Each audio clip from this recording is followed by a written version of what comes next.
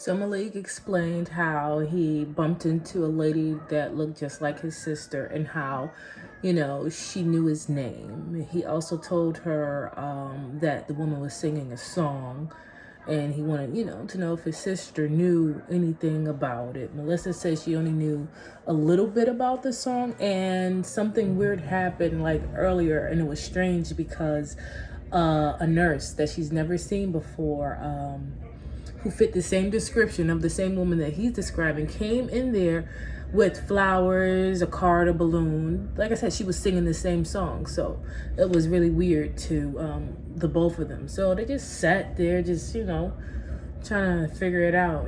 She said the woman was the nicest nurse ever. She said she kissed her on the forehead, held her hand, and said a prayer for her.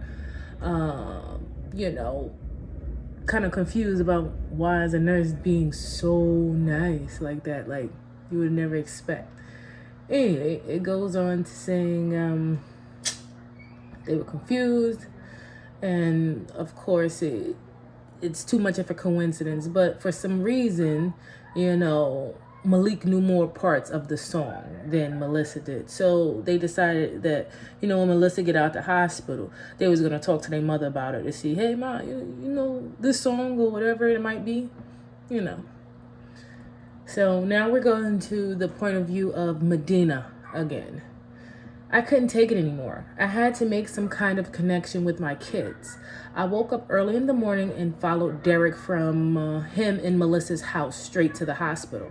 I stole some nurses' scrubs and picked up Melissa's medical chart. When I read the chart, it said that she was pregnant. I had no idea my baby girl was about to become a mom. I felt happy for her. Then I read a little bit more of her chart, and it said how she lost my grandchild. My whole emotion and state of mind changed. I didn't want her to feel that pain of losing a child, so I got her some stuff from the gift shop and entered her room. She seemed so sad and so lost. I just wanted to hold her in my arms forever and let her know everything was going to be okay. Knowing I couldn't stay long, I said a prayer for my baby, kissed her, and left the building to find my son. I followed Malik's therapy group around for about an hour. I watched him from afar before I made my move. Bumping into him was what I actually wanted to do so I could slip my number into his pocket. This was the same thing I did to Melissa's card I got from the gift shop. Looking at my kids as an outsider, I saw that one was banged up and the other is in the hospital. This made me grit my teeth in anger. Then I thought to myself how I had to pay this Janice, aka Mrs. Gregory, a little visit sooner than I had planned. So, jumping in a cab, I headed over to her house. I was dropped off a few blocks behind because I wanted to walk up and catch her off guard, so I did. She was in front of her building, waving a paper in front of King Michi's face, screaming and yelling at him. I guess she got my letters. I chuckled a little because she seemed to be so paranoid. King Michi, he tried to calm her down, but by the looks of it, she slammed the door in his face. I watched him as he sat in his car for a while, talking on his cell phone before he finally pulled off.